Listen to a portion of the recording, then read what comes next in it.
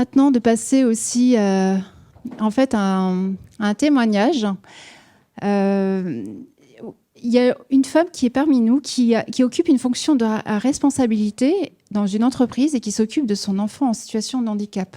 Donc j'invite Anne-Laure Thomas à monter sur scène. Elle-même assume en fait plusieurs engagements dans sa vie. On a eu l'occasion d'en discuter. Bienvenue. Voilà le micro.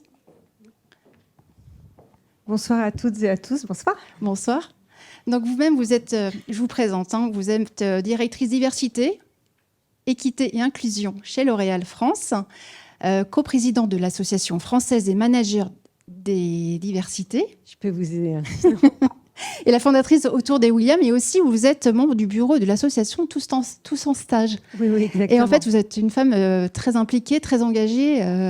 Donc ça, je trouve moi-même très impressionnant. Donc, et en fait, comment arrivez-vous en fait à gérer tout ça en fait? Déjà, je voulais déjà savoir comment ça résonne pour vous tous ces échanges qu'on a eus en amont. Alors malheureusement, moi je suis arrivée en deuxième partie de cet événement, mais le peu que j'ai entendu là sur la dernière table ronde, ça résonne très fortement en moi. Et ça résonne aussi, on parlait de l'association autour des Williams, sur ce qu'on essaye de faire pour accompagner les pères et les mères qui sont aidantes. Donc, vous pourrez resituer votre situation aussi par rapport à votre fils. Donc, en fait, moi, j'avais 27 ans quand mon fils aîné est né, mon premier enfant, parce que j'en ai d'autres qui me demandent aussi beaucoup de temps et j'en suis ravie. Et quand Marius est né, tout de suite, je me suis dit, il y a quelque chose. Bonsoir, Mansour. Pardon. Mais je me suis tout de suite dit, il y a quelque chose. Il est tout petit, ce bébé. Donc, tout de suite, j'ai été voir un peu les sages-femmes et tout, qui me disaient, mais non, vous inquiétez pas. Et en fait, je savais, tout de suite, j'ai su. Et je dis, j'ai eu la chance aujourd'hui, 20 ans après, parce que mon fils va avoir 20 ans, mais il y a 20 ans, je ne vous aurais pas dit, j'ai eu de la chance. J'ai eu de la chance d'avoir un diagnostic très tôt, c'est-à-dire qu'à 3 semaines, on a posé le nom de la maladie génétique de mon fils. Et donc, il avait 3 semaines quand je suis devenue aidante. En fait, j'étais encore en congé maternité. Et là, j'ai dû faire des choix de vie. Et mon fils, juste pour un syndrome génétique qui s'appelle le syndrome de Williams-Seberen, qui était totalement inconnu il y a 20 ans, qui commence à l'être un petit peu plus, et tant mieux, parce que tout de suite, je me suis dit, il faut aider à faire connaître ce syndrome pour le diagnostiquer et pour éviter d'avoir des parents tous seuls. Et juste pour la petite anecdote, c'est passé d'un syndrome de 1 naissance sur 25 000 à 1 naissance sur 7 000. Donc aujourd'hui, on est content parce que c'est des personnes qu'on peut accompagner, des familles qu'on peut accompagner et qui ne restent pas dans l'isolement. Et c'est ça qu'on essayait de faire. Justement, à l'époque, donc vous travailliez chez KPMG. Et vous avez décidé de ne pas le cacher à votre responsable hiérarchique et vos collègues. En fait, ouais. Et pourquoi ne l'avoir annoncé? Alors, pour plusieurs raisons. Déjà, j'avais la chance d'être chez un employeur et avec des collègues avec qui je m'entendais très bien. Et du coup, ils avaient suivi toute ma grossesse. Donc, ils se faisaient aussi une joie de la naissance de mon fils. Et cette joie, malheureusement, ça a été entaché de beaucoup, beaucoup d'inquiétudes. Et avec des hospitalisations très nombreuses. Et du coup, j'ai préféré partager tout de suite parce que tout le monde m'a envoyé plein de messages de bonheur, etc. Et je leur ai dit, écoutez, en fait, c'est pas la naissance ni les premiers mois que je pensais vivre avec mon fils. Ils vont être différents et je vais certainement avoir besoin de vous. Et donc, j'ai tout de suite voulu leur dire, je vais avoir besoin de vous parce que j'avais échangé avec le secteur hospitalier, avec toutes les personnes qui suivaient mon fils, qui était à Necker. Et j'avais une chance incroyable parce que c'est un hôpital où tout le personnel était incroyable avec nous, mais où on me conseillait, en fait, vu la lourdeur des soins, il y avait une très lourde opération à cœur ouvert qui allait venir, vu tout ce qu'allait vivre mon fils, on me disait, ça va être très difficilement conciliable avec une vie professionnelle. Et vraiment, madame, on vous encourage à arrêter votre travail. Et je dis bien madame, parce qu'à aucun moment, et même s'il y a 20 ans, je sais qu'il n'y avait pas de malveillance, il n'y a aucun moment, on a dit au papa de mon fils, peut-être que vous pourriez arrêter de travailler. En fait, on me l'a dit. Et là, en fait, ma réaction a tout de suite été une réaction de « Ah, mais surtout pas, parce que là, ça va être compliqué pour mon fils, puis ça va être compliqué pour moi, parce que j'aime aller travailler, j'aime avoir des collègues, et je suis hyper heureuse d'avoir un enfant, mais je ne me suis pas imaginé une vie finalement d'aidante. J'avais 27 ans, je me disais, je suis en train de tout construire. Si je veux que mon fils soit bien, s'il soit heureux, il faut que moi-même je sois heureuse et il faut que je trouve mon équilibre, et je vais trouver mon équilibre en continuant à travailler. » Et c'est pour ça que j'ai informé mon employeur pour qu'il m'aide et qu'il m'accompagne en fait en mission de conseil avec mes clients pour voir comment on pouvait aménager mon temps de travail. Et de quelle façon? Alors moi, j'avais besoin de changer mes horaires de déjeuner parce que tout a changé aujourd'hui, mais moi, mon fils, il y avait des heures où je pouvais aller le voir et c'était 15-17 à un moment donné. Et donc, pour aller le voir, il fallait que ma pause déjeuner soit à 15h, entre 15 et 17h. Donc, on a aménagé ça. On a aménagé mes rendez-vous. Donc, si j'avais un rendez-vous à l'hôpital, ben, j'y allais et puis je travaillais le soir. J'avais la chance d'avoir un métier qui me permettait d'aménager, hein, et ça, j'en ai vraiment conscience, d'aménager mon temps de travail. Et on a tenu longtemps ensemble avec KPMG parce que je suis restée 8 ans. Je suis restée jusqu'aux 6 ans de Marius, hein. Et puis après, c'est moi qui suis partie. Donc, à aucun moment, c'est eux qui m'ont dit Anne-Laure, c'est pas possible. Mais pour moi, c'était plus possible, en fait, parce que le rythme était quand même très intense, hein, et ça devenait plus conciliable. Donc, j'ai fait le choix, voilà, de partir dans une autre voie professionnelle avec plus de temps. Vous avez pu exprimer cette impossibilité de suivre ce rythme en plus de l'accompagnement de votre fils? Alors, je leur ai dit, pour être tout à fait sincère, hein, eux ont vraiment voulu m'aider. Ils ont vraiment voulu m'accompagner. Ils ont voulu me retirer des choses, mais je ne voulais pas, en fait. C'est moi qui n'ai pas voulu à un moment donné. Et je leur ai dit, non, moi, je me sentais en décalage, en fait. Et donc, je leur ai dit, bah, peut-être que je reviendrai. Et j'étais très sincère à ce moment-là quand je le pensais. Je suis jamais revenue, mais j'ai toujours des nouvelles de mes collègues de l'époque. Mais je me sentais en décalage. Je pouvais pas être là tout le temps. Je pouvais pas. Voilà. Et du coup, voilà, j'ai préféré. C'était un choix. Voilà, c'était un choix. C'était un choix aussi parce que j'avais un deuxième enfant. Donc là, ça devenait vraiment compliqué de tout gérer. Parce que j'avais voulu créer une association pour tendre la main aussi à ceux qui étaient seuls. Parce que ce que je vous disais, moi vraiment dans mon parcours, ce que je dis, c'est que j'ai eu beaucoup de chance parce que j'ai eu une vraie mobilisation aussi de nos amis qui nous ont accompagnés. Et ça a été une grande chance. C'est-à-dire que dans le syndrome qu'a mon fils, pendant les 3 premières années, ce sont des enfants qui ne dorment quasiment pas et qui ne mangent quasiment pas. Donc je vous laisse imaginer l'état de fatigue après 3 ans sans sommeil. C'est vraiment compliqué. Et par exemple, de temps en temps, j'avais des copains qui me disaient on te prend Marius pour la nuit, tu vas dormir, vous allez dormir. Et juste ça, je les remercierai jamais assez parce que je pense qu'ils ont tellement contribué à nous accompagner. Et c'est ça aussi, je trouve, être aidant, c'est quand on peut, c'est accepter l'aide des autres. Et c'est aussi dire là, c'est dur. Et c'est pas facile. Moi, j'ai vraiment du mal à dire là, en fait, j'ai besoin d'un petit coup de pouce, j'ai besoin d'aide parce que c'est trop dur. Il faut savoir le demander. Enfin, quand on peut, bien sûr, hein, parce qu'il n'y a pas d'histoire pareille, mais il y a toujours ce frein de pas, quand on est aidant, d'oser demander et on ne le fait pas. Pourtant, vous avez changé d'entreprise, vous avez pris d'autres responsabilités à la Poste et vous me disiez que vous n'avez pas forcément dit que vous étiez aidante. Pour quelle raison? Malgré la bonne expérience que vous aviez eue avec KPMG. Pour 2 raisons principales, je pense. La première, c'est que je me disais que c'était ma vie personnelle et que du coup, ça ne devait pas avoir d'impact dans ma vie professionnelle à l'époque. Et puis la deuxième chose, c'est que je pense que j'avais peur qu'on se dise, en voyant mon profil, de se dire, oh là là, elle va être toujours absente, quoi. Et j'avais pas envie que ce soit un frein à l'embauche. Donc j'ai rien dit. J'ai rien dit les premières années. Et puis en fait, j'ai rien dit au début. Du coup, j'en ai pas trop parlé. Et en fait, j'ai eu un prix pour mes engagements associatifs dans Femmes Actuelles. Et je peux vous dire que tout le monde lisait Femmes Actuelles. C'était dans toutes les salles d'attente de dentistes, de tout. Voilà. Donc, et tout d'un coup, c'est comme ça que ça s'est su. C'est parce qu'il y avait ma photo dans Femmes Actuelles sur mes engagements associatifs, sur mes engagements pour accompagner d'autres familles et pas rester dans l'isolement. Et ça a été vraiment important pour moi parce que finalement, c'est là où on a su à quel point j'étais engagée et à quel point j'ai fait un changement professionnel. En fait, on m'a appelée pour venir travailler sur la diversité. Et moi, j'étais ravie en fait de pouvoir. J'adorais mon job de consultante avant parce que même à la Poste, j'ai intégré la Poste en tant que consultante. Mais là, on me donnait l'occasion en fait d'essayer concrètement dans les entreprises de mettre en place des politiques sur des sujets qui me tenaient à cœur, c'est-à-dire travailler sur le handicap, mais aussi sur la place et l'équilibre homme-femme. Je parle bien des hommes et des femmes, parce que j'avais beaucoup souffert de voir également dans les rapports de Marius, dans tous les plans qu'on fait pour les parents d'enfants handicapés à l'école, il y a des rapports. Et jusqu'à ces 6-7 ans, j'avais dans tous les rapports, la maman a fait le choix de continuer à travailler.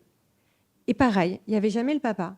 Et en fait, c'est très blessant. Ça m'a extrêmement blessée. Et je crois que si aujourd'hui, ce que je dis, si j'ai intégré la diversité, si je travaille sur le sujet, c'est parce qu'en tant que maman et en tant que femme, j'ai souffert de voir à chaque fois comme ce reproche, alors que je faisais pour moi, bien sûr, mais je faisais pour toute ma famille, je le faisais pour tout le monde. Et c'était mon équilibre à moi. Et de voir ce sujet, c'était voilà, c'était très compliqué. Et puis de le voir noir sur blanc écrit sur des rapports qui concernent son enfant, voilà, je le vivais comme un reproche et je le vivais pas très bien. Donc je me suis dit, on va tout faire changer, on va essayer. Et qu'est-ce qui, juste pour revenir sur la Poste, pourquoi avez-vous, vous êtes-vous retenu d'en parler? Vous me disiez, parce que c'est pas rentrer dans votre vie personnelle, mais est-ce qu'il y avait des signes qui vous empêchaient d'en parler à votre employeur? Non, il n'y avait pas de signe. Je pense aussi qu'il y a une vraie évolution de tous ces sujets. Et à l'époque, je n'osais pas trop en parler. J'avais peur, je crois, qu'on me reproche la conciliation des temps de vie ou que je passe trop de temps, je sais pas, sur ma vie personnelle. J'avais des freins qui viennent de moi. En plus, La Poste est une entreprise très engagée sur le sujet des aidants. Donc vraiment, c'est un frein que je me suis mise, je pense, toute seule. Et comment conciliez-vous ces temps de vie professionnels et personnels et d'aidante? Vous avez trouvé vos propres solutions si vous en parlez pas? Ça passait par des jours de congé que je pouvais poser, pour des rendez-vous, une vie organisée, mais vraiment, mais comme un métronome. Enfin, vraiment, c'était à la minute près. Et j'avoue, encore aujourd'hui, je gère mon agenda à la minute près pour que tout rentre, parce que j'ai envie aussi de faire plein de choses, parce qu'il y a plein de sujets qui m'intéressent, et parce que la vie d'aidante, on le sait tous, ce sont des rendez-vous médicaux, que ma vie a aussi changé, parce que j'avais 27 ans quand j'ai eu Marius et j'avais une maman en pleine forme. Aujourd'hui, je suis aussi aidante de ma maman, qui vit toute seule. Moi, je suis fille unique. Ma maman a perdu la vie assez jeune d'une maladie, et donc du coup, j'ai aussi ma maman. Donc, je me retrouve un peu en sandwich, à essayer de concilier au mieux voilà, les agendas, les rendez-vous de tout le monde, à avoir une proximité pour tout le monde. Donc chez L'Oréal, on sait que donc, vous êtes aidante de votre fils et de votre maman. Est-ce que vous avez mis en place un aménagement spécifique? Est-ce que vous avez continué comme d'habitude? Ou est-ce que vous pouvez nous en dire un peu plus? Alors en fait, il y a eu 2 choses importantes chez L'Oréal. C'est qu'effectivement, ça s'est su dès mon recrutement. Et finalement, c'est beaucoup mieux. On va se le dire. Pourquoi l'avoir dit à ce moment-là? Parce que sur mon CV, il y avait l'association autour des Williams. Il y avait d'autres associations sur lesquelles j'étais engagée. Donc ça, c'est la première chose. Et la deuxième chose, parce que je crois que c'est venu dans l'entretien, on m'a posé des questions et donc j'ai parlé plus simplement parce que peut-être que j'étais aussi moi-même plus à l'aise d'en parler. Mon fils était aussi plus grand, donc j'avais peut-être... petit, c'était 10 séances de rééducation par semaine, donc c'était très lourd. J'ai aussi beaucoup déchargé, j'ai employé des nounous, donc financièrement, c'était très dur parce que trouver une nounou qui s'occupe d'un enfant en situation de handicap, c'est pas la même chose que d'autres nounous. Il y en a qui refusent, il y en a qui ont peur du handicap, donc je suis devenue une vraie pro du recrutement en nounou. Enfin voilà, finalement, on progresse sur plein de sujets en tant qu'aidant. Et je voulais vraiment avoir cet accompagnement. Et là, il était mis en place, en fait, je crois, quand j'ai intégré L'Oréal. Donc, ça roulait. Je savais que s'il y avait un grain de sable, je pouvais... c'est-à-dire un aménagement, en fait, une sorte de flexibilité, de compréhension Oui, et puis j'avais les nounous, j'avais du monde chez moi qui pouvait gérer. Je me rapprochais beaucoup aussi de mon domicile. Et ça changeait tout dans ma tête. C'est-à-dire qu'à la Poste, j'avais beaucoup de temps de transport. Et ça me pénalisait dans mon organisation de vie. Alors que chez L'Oréal, j'habite proche de mon travail. Et donc, du coup, je sais qu'en gros, en un quart d'heure, 20 minutes à pied, je suis soit aux écoles, soit avec mes enfants. Et ça m'a beaucoup rassurée. Et puis, il y a eu un autre déclic, c'est qu'un jour, sur LinkedIn, en fait, mon association a publié un article où il y avait une très jolie photo de Marius et moi qui parlait, en fait, de mon fils. Et parce que je le dis, mais je me décris pas en disant « Bonjour, j'ai 3 enfants en situation de handicap ». Non. Mais du coup, ça s'est su. Et il y a plein de gens qui ne le savaient pas, qui l'ont découvert parce que cet article a beaucoup tourné. Et là, j'ai eu beaucoup de témoignages de collaborateurs, de collaboratrices, des autres entreprises aussi, me disant « Mais on ne savait pas. On ne savait pas que tu étais aidante, on ne savait pas pour ton fils, on ne savait pas. » Et je leur ai dit finalement, qu'est-ce que ça change? Et ce qu'ils m'ont dit, c'est qu'en fait, ils me disaient, mais on n'identifie pas des parents souvent d'enfants en situation de handicap ou des aidants. Et en fait, le fait que tu témoignes, moi aussi, je suis concernée, je n'osais pas en parler. Du coup, j'ose en parler. Et on est venu me poser beaucoup de questions. Et on m'a dit, mais c'est important de témoigner. Et donc, voilà, j'en parle un peu plus ouvertement aujourd'hui sur l'importance de témoigner pour que personne ne se sente seul. Parce que on est tous aidants, on a tous des épreuves dans la vie, on a tous des vies qui sont différentes, mais il y a des moments où on a besoin de coups de pouce, de conciliation, des temps de vie. Voilà, on a tous ces moments-là. Et donc, c'est pour ça que je témoigne aujourd'hui, parce que ça n'arrive pas qu'aux autres, ça arrive à beaucoup d'entre nous et c'est important de travailler. Et je fais aussi un petit clin d'œil à toutes ces mamans qui, elles, ne font pas le même choix que moi, qui font le choix d'arrêter de travailler pour s'occuper de leur enfant. Et tout ce qui a été dit avant sur la reconnaissance des compétences, la validation des acquis, c'est essentiel parce qu'il y a un moment où elles ont envie de retourner dans l'emploi et vraiment, elles ont eu plein de compétences qu'on voit à peine quand elles sont aidantes et alors qu'elles sont tellement riches. Je dis ces femmes, mais ces hommes aussi, parce qu'il y a quelques papas qui font ce choix aussi, hein, c'est des choix personnels. Et voilà, ils ont plein de compétences qu'il faut mettre en avant et qu'on peut reconnaître dans les entreprises. Et que vous faites, c'est des actions que vous mettez en place autour des Williams. Oui, on accompagne les familles. L'idée, c'est de les accompagner globalement, d'accompagner la fratrie, d'accompagner les parents, de faciliter en fait la vie. Déjà accepter le handicap, parce qu'il y a toute une période où il faut accepter la différence de son enfant, il faut accepter que son enfant ne soit pas en bonne santé. Alors, parce que nous, ils perdent le gène de l'élastine, donc c'est toute l'élasticité des artères, donc c'est un petit peu compliqué d'un point de vue de la santé. Enfin, on peut retirer le un petit peu, hein, c'est très compliqué. Mais c'est de se dire que la vie, elle continue, et plutôt qu'ils cherchent pendant je ne sais pas combien de temps certaines astuces, certaines choses, autant se les partager et gagner du temps tous ensemble. Et que conseillez-vous aux entreprises qui voudraient mettre en place une politique dédiée aux aidants ? Ah, mais c'est même pas un conseil, il ne faut pas se poser de questions, il faut pas hésiter, il faut la mettre. Et puis ceux qui ne l'ont pas encore fait, il faut le faire tout de suite. C'est essentiel, c'est tout simplement essentiel. Et comment ça a résonné pour vous, la dernière question, tout ce débat depuis le début de ce colloque ? Qu'est-ce que vous retenez de tous ces échanges ? Pour moi, là, ce qui est vraiment le point principal et qui, du coup, ne me concerne pas directement, c'est ce qu'on disait sur la validation des acquis, sur la reconnaissance des compétences. Parce qu'il y en a beaucoup qui doivent s'éloigner de l'emploi pendant un temps. C'est les accompagner pour revenir vers l'emploi. C'est essentiel. L'emploi, pour moi, c'est la clé pour accompagner au mieux les aidants. Et c'est après les aménagements. Il y a plein de dispositifs qui existent aujourd'hui. Alors, il y en a juste un que je vais mentionner parce que j'ai trouvé super. Il y a une ligne, et je ne ferai pas de publicité, mais il y a une ligne téléphonique chez L'Oréal pour avoir des conseils pour aider les personnes qu'on aide. Et moi, je l'ai fait, par exemple, pour avoir plein de services spécialisés pour ma maman. Et c'est super d'avoir une voix bienveillante à l'autre bout du téléphone qui nous dit, en fait, où est-ce qu'elle est domiciliée ? En fait, vous pouvez faire ça, ça, ça et ça. Oh, quel gain de temps. Et puis, on se sent moins seul. Merci beaucoup d'avoir apporté votre témoignage et d'avoir pris de votre temps très précieux pour venir témoigner aussi. Merci beaucoup.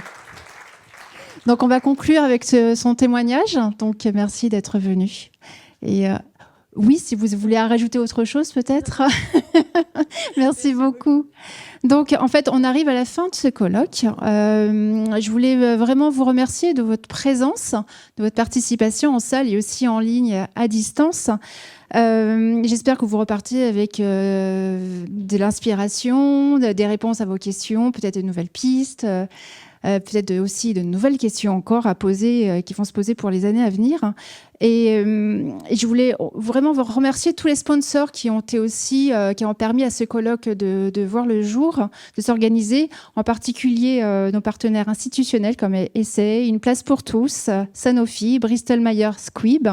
Et aussi merci à nos partenaires, le MEDEF, le journal pharmaceutique pour son partenariat éditorial, l'Association française des aidants, le collectif Je t'aide et l'association Autour de William et bien sûr Coopération Santé. Donc merci à tous, merci de votre présence.